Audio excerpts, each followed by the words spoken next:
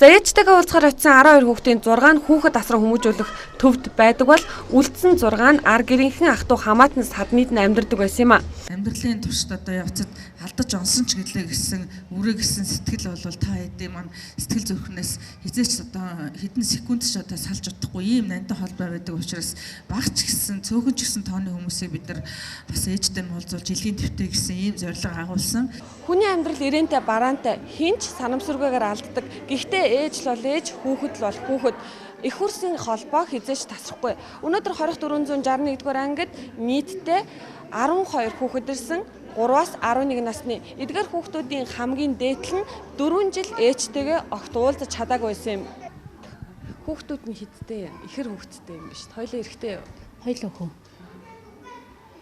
Одоо 2-7 сартай юм. Хамгийн сүүлд хизээ болцсон. Хамгийн сүүлд энд ой хүртэл нь байлгаал тэгэл ойтоогоос явсан. Одоо 2 хүн хинтэй байдаг. Уг нь манай ээж асар хамгаалахаар авч яваад тэгээ нөгөө ээжийн маань бие муудаад сүлдээ харж хандж чадахгүй болоо тарийн суусын байгууллагад хамтсан юм байлээ. Хүүхдээ банк санан тэгээ яраад цуг байсан хүмүүс уулзалтаал хүүхдүүдийнхаа талаар ярьж бас тэгж жоохон ч гэсэн бас нэгэндээ сэтгэлийн дэм өгч яваа тийм. Энэ дэрүүд одоо 8 жил гаруй болж байгаа. Сая дэглэн болсон. Чангад явж хагаад тэгээд охинтойгоо уулзаагүй 3 жил ч болсон. Тэгээ сая ингэж уулзж байгаа. Охин нь том болж юу? Аюух том болсон байна. Эдгээр ангийн ч мэдсэнгүү. Тэгээ сая асуугаад 5 дахь анги гэж байна. Тэр эмэгтэй хүүхэдтэй, охин хүүхэдтэй болохоор ээж хүн байнга л санаа зовдөг хэлгүй тий. Тэггүй яах вэ? Өндөө юу гэж загтдаг вэ? Тэгээ хичээл сургуультай сайн сураарай, сайхан мэрэгчлээ болоорой. Ер нь өөрийгөө ээжигээ гартал өөрийгөө сайн харж ханд өөртөө л хайртай байдаг шүү л гэж хэлдэг. Тэгээ бас хэлийгүүл өөрөө их юм л байгаа байх. Тэгээ яг энэ нөхцөлд бол хэлж чадахгүй юм байлээ. За хичээнүүд хийн гэдэг лээ. Нэр нь хэм блэ? Хангал. Хангал хэдэн настай вэ? 4 настай мó тий? Аха. Өнөөдөр ээжтэйгээ уулзаад гоё юм уу? Таны хамгийн их санаа зовдөг зүйл юу вэ?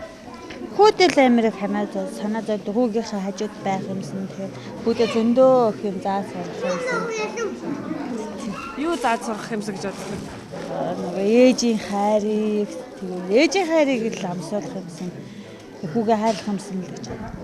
За танд нэмэлт мэдээлэл дуулгахад өнгөрсөн хугацаанд Монгол Улсын хүний эрхийн үндэсний комиссаас хоригдож байгаа эмэгтэйчүүдийн хүүхдүүдийн байдлын талаар судалгаа хийсэн байна. За энэ үед тус хорих ангид хоригдож байсан 15 ээж хүүхдүүдтэйгээ удаан хугацаанд уулзаагүй учраас уулзуулж өгөх хүсэлт гаргасан. Тэдний хүсэлтийн дагуу Монгол Улсын хүний эрхийн үндэсний комисс өнөөдрийн уулзалтыг зохион байгуулжээ. За гэсэн ч харамсалтай нь хүүхдүүдтэйгээ уулзах хүсэлт гаргасан 15 ээжийн 5 ээжийнх нь 7 хүүхдийн сургийг огт гаргаж чадаагүй байна.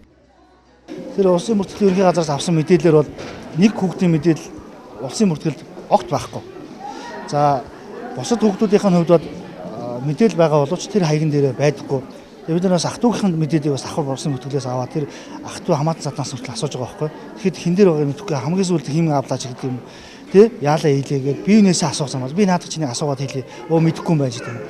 Ийм байдал харагдаж байгаа байхгүй. Тэгэхээр энэ дээр бид нар бас энэ олдоогүй хүүхдүүдийн хойноос бас үргэлжлүүлээд явах болно. За эдгээр эмэгтэйчүүд хууль зөрчиж хэрэг хийсэн үнэн түүнийхээ төлөөч ял эдлэж байгаа. Гэхдээ ээж нь хоригдож байгаа гэд хүүхэд тохирох ёсгүй. Тиймээс эрүүгийн байцаан шийтгэх хуулинд шүүн таслах ажиллагааны үеэр их ял авсан тохиолдолд хүүхдэд асран хамгаалагч заавал томилох тухай заалт оруулах хэрэгтэй байгаа юм. Тэрчлэн шүүхийн практикт нэвтрүүлэх хэрэгтэй байна. Мэдээллийг Бүжинлам Шүрэн Сүхнаар бэлтгэлээ.